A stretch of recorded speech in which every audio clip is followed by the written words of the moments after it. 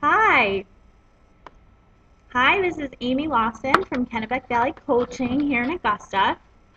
And I'm eating this kind of chocolate cake called the Terminator. Um, my husband brought it to me. It's really good. Um, but I'm here today to make a quickie exercise video for two people. It's for my cousin Samantha, who feels like she's gotten a little bit out of shape, wants to just kind of tone things up and tighten things up.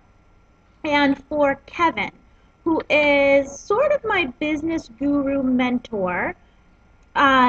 Busy man, always in his office, always brokering big deals. And what he wants to do is not get flabby.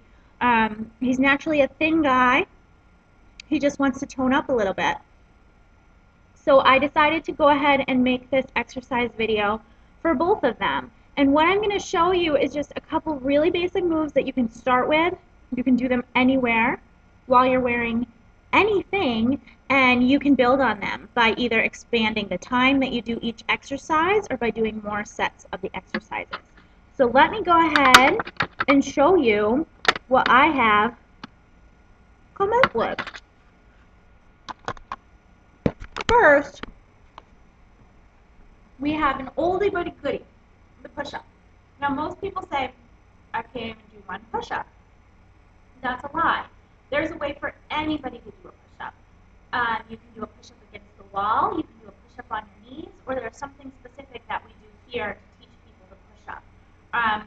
But what you're going to do is you're going to start with 15 of each exercise that I showed you. So you're going to start with 15 push-ups. Now, the right way to do a push-up is on your toes like this, down and up. If that's a little too tough for you at this moment, then you can go on your knees, down and up. If you need to, you can always start on your toes and go to your knees. The other way that we teach people to do push-ups here at Kennebec Valley Coaching is something that we call negative, and it looks like this. You start on your toes and hands, and you just lower yourself down to the floor as slowly as you can. Then you help yourself back up, lower down slowly, help yourself back up. So however you can do it, wall, knee, negatives, regular push-ups, you're going to start with 15 of those. Then you're going to move on to 15 squats. A squat is another pretty basic exercise. I don't know how to not cut off my head in this video, so go with me. What you're doing for the squat is starting with your knees or your toes about hip-width apart, and all you're doing is coming down and up, down and up. I'll show you from the side. What you want is to pretend that there's a button on the wall behind you that you're trying to press with your bottom. So you're sticking the bottom out, coming up, down and up. Now what I don't want to see is this, and I'm sure you can see the difference there. So you're going to start with just 15 squats. You're trying to get as close to parallel with the ground as you can. When that starts to get too easy for you, what you're going to do is every fourth or fifth squat, you're going to make it a jump squat. Just like that.